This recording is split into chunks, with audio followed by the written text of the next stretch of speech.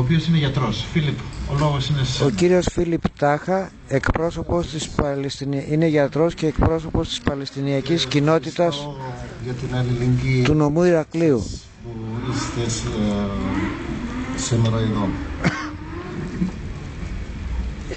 Στην Παλαιστίνη είναι μια χώρα κάτω από την κατοχή από το 1948. Ο Παλαιστινιακός λαός αγωνίζεται πάνω από 60 χρόνια για την ελευθερία την πατρίδα του. Ο αγώνας αυτός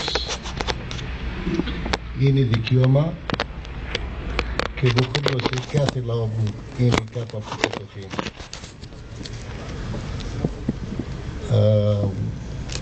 Το πρόβλημα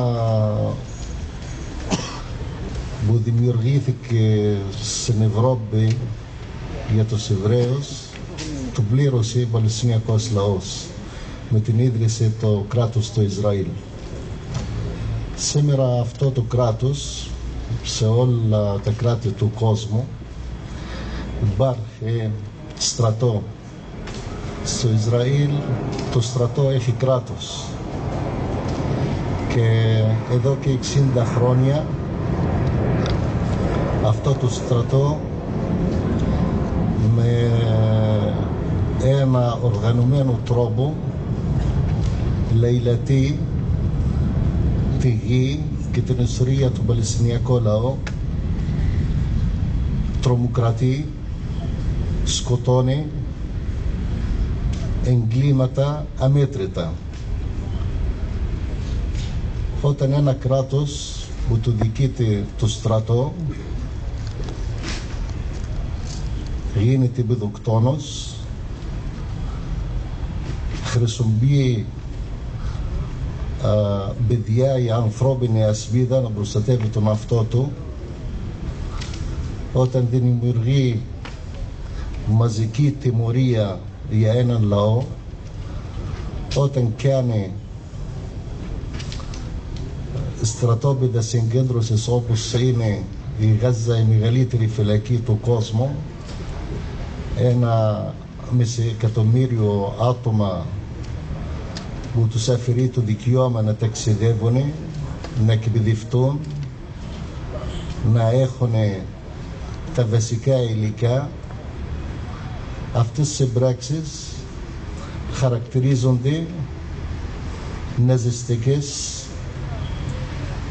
χαρακτηρίζονται σαν πολιτική διάκριση και που μοιάζει το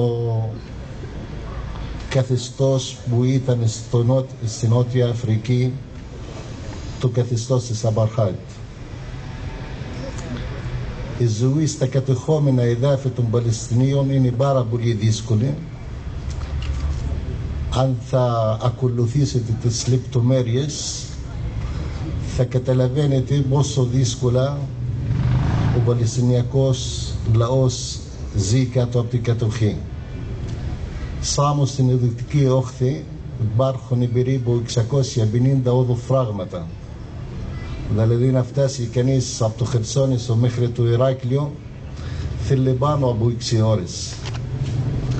Μόνο πέρσι 59 γυναίκες γέννησαν στα οδοφράγματα, τα οποία 19 πέθαναν με τα παιδιά τους εκεί.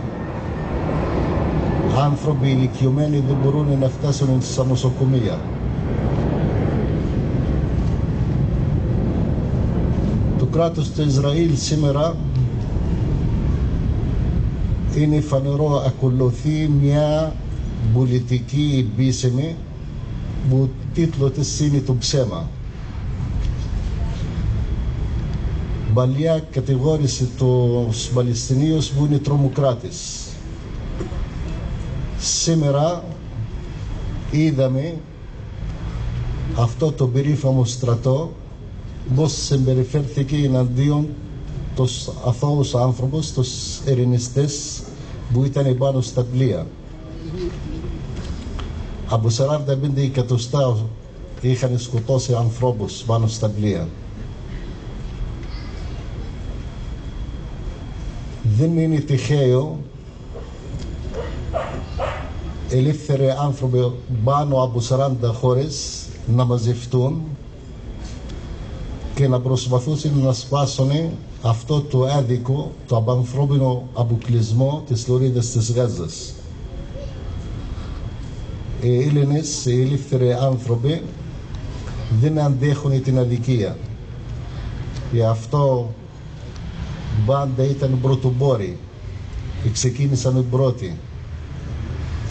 Και θέλω για αυτούς τους ήρωες που τους διακρίνει η ευγένεια του ηρωισμού ένα μεγάλο χαιρετισμό, γιατί έχουν ανθρώπινες αξίες μέσα τους. Αυτό σήμερα που γίνεται λόγω του χάσμα που είχε δημιουργηθεί μεταξύ του Ισραήλ σαν πολιτική και τους λαούς της Ευρώπης είναι χάσμα αξιών. Προσπαθούν οι πολιτικοί να λένε που εμείς προστατεύουμε τις αξίες της δημοκρατίας της Ευρώπης, αλλά δεν έχουν καμία σχέση με αυτό.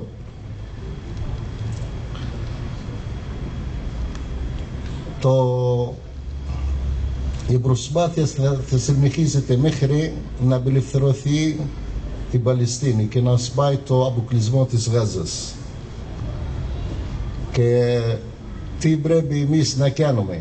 Κάθε ένας, εκτός δηλαδή από την οικονομική υποστήριξη για αυτή την προσπάθεια, όπως σε άλλα κράτη που ανήκει σε μια οργάνωση, σε πιο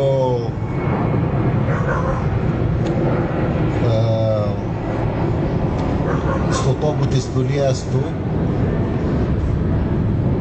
μπορούμε να αποκλείσουμε με τις συνεργασίες που γίνονται με αυτό το κράτος. Έτσι να αναγκαστούν οι πολίτες του κράτους του Ισραήλ να πιέζουν τις κυβερνήσεις τους να συμμορφώνονται και να κάνουν πιο ανθρώπινη πολιτική. Σας ευχαριστώ πάρα πολύ. Να ευχαριστήσουμε τον Φιλίπ Τάχα και να περάσουμε τώρα